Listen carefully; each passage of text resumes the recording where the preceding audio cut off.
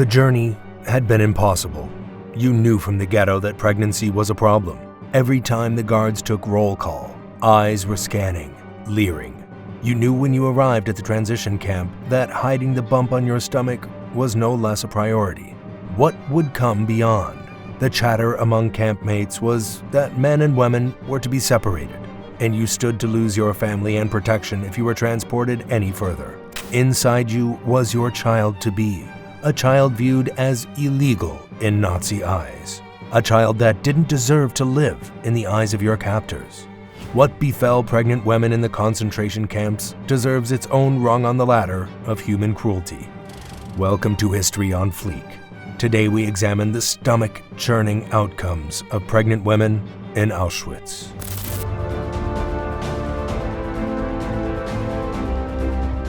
Before the Nazi Party even began its deportations to concentration camps, it took a grip on reproductive rights through law.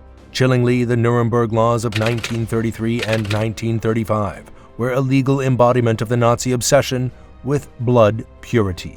The law for the protection of hereditary health in 1933 even stated in its first article that surgical sterilization was permitted to those the Nazis deemed lesser. The law meant a legal pathway for Jewish members of the population to be sterilized. In a perverse double standard, the eugenicists in the Nazi high command were hoping to actively encourage pregnancies for German women to revitalize the nation, while at the same time trying to limit the birth rate of Jewish people who threatened their Aryan vision of the future. It should be stated, Hitler placed a burden on German women. They were touted as having a national duty to reproduce in the administration's eyes. Moreover, it was illegal for German women to have abortions. These laws were the architecture for which killings, sterilization, and abortions were carried out throughout the ghettos and concentration camps. It's been argued that no other genocide in human history was so shaped by the language of law and science.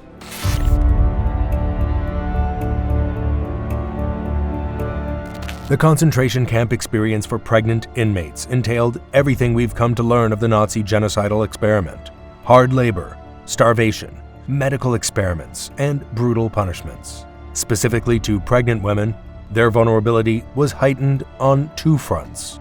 Firstly, they had the health of two to consider, which meant disease, malnutrition, and lack of medical care could result in stillbirth or miscarriage.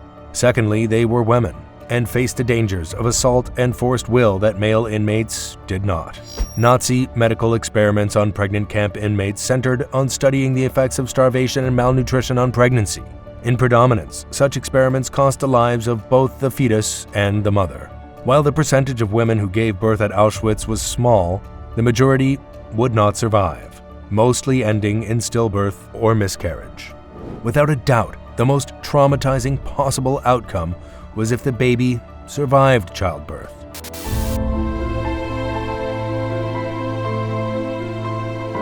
If there is one inspiring story within the inhumane lore of pregnancy at the concentration camps, it's of Stanislawa Leszczynska. The Polish nurse, born on May 8, 1896, faced the trauma of her country being invaded in 1939.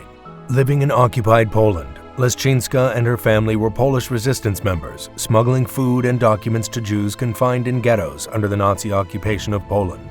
Yet, after 4 years of war, Leszczynska and her family were rumbled by the Gestapo. In 1943, Leszczynska was separated from her family and deported to Auschwitz. Yet, quite astoundingly, Auschwitz was only the beginning of a heroic and incredible war story.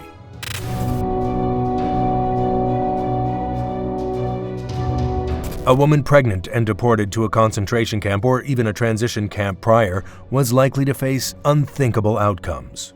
The day-to-day conditions of the camps and the lack of sanitation and food meant the chance of a pregnancy ending by miscarriage was heightened. Menstruation for women in the camps tended to be affected by the camp's health-decaying conditions. Amenorrhea, the cessation of a menstrual cycle, was a two-pronged panic for women in the camps. Were they pregnant? A heavily forbade circumstance likely to result in their death, or were they infertile, never to reproduce should they somehow survive the Nazi horror? SS commanders of the concentration camps had a keen eye on the populations and wanted a clock-like scientific sweeping control of them. This included ordering any pregnancies to be reported and for the women to receive abortions. Tragically, such force upon reproductive rights produced drastic measures. The pregnant women of concentration camps had two options. They could face the abortion the Nazis forced upon them, or they could hope to acquire an abortion secretly through fellow inmates. These latter abortions were an effort and hope to save the life of the mother. Yet this was desperation up against a rising tide. Forced abortions were compulsory for women in the ghettos, transition camps, and in concentration camps. Doctors were under SS orders to provide such should they discover a pregnant Jewish woman. Many transition camps made it compulsory by 1943, and any woman found giving birth in secret was transported to the death camps.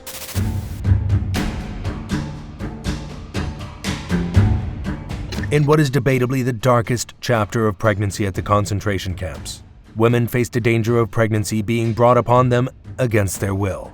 In a landscape that had declared the Jewish identity as lesser than human, and a country that had outlawed any relations between Jewish and German citizens, there is a sad and dark history of forced sex within the concentration camps. Women in the concentration camps of any ethnicity faced a prevalent danger of sexual assault and rape by the SS camp guards. Due to their disproportion, their persecution, Jewish women were particular targets.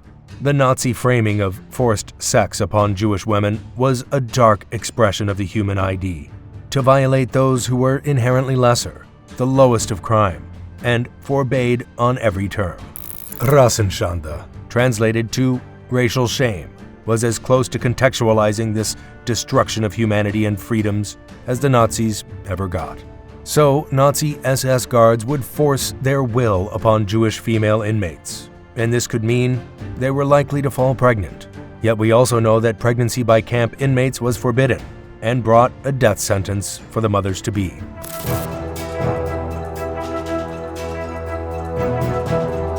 While pregnant women in the concentration camps faced the pressures of abortion, they did not necessarily have to comply. The risks of not complying, however, likely meant facing deportation to another death camp or execution at the one they found themselves in. It wasn't uncommon in the camp for a pregnant inmate to be executed purely as a warning to fellow female inmates about the consequences of pregnancy.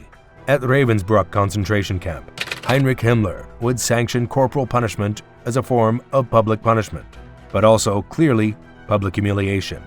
Himmler's educational punishment for pregnant women included public whippings. Whippings of pregnant campmates would be done under the supervision of the camp doctors. More perversely, the doctors were under strict orders not to give any medical aid to those receiving educational punishment.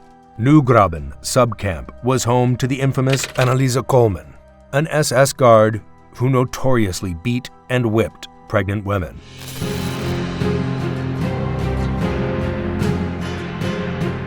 Arriving in the camp, Leszczyńska took her fate into her own hands. She informed the camp doctor she was a midwife. From then on, Leszczyńska worked at the camp's maternity ward, a grimy brick barracks where pregnant women were predominantly brought to die. Many pregnant women at Auschwitz were sent to the gas chambers. The system Leszczyńska walked into was macabre and murderous, run by two ghastly figures, Sister Clara and Sister Fanny. Leszczyńska was repulsed and outright refused to be a part of their devilish doings. Despite threats and beatings and the potential of being murdered for her stance, Leszczyńska went the opposite way.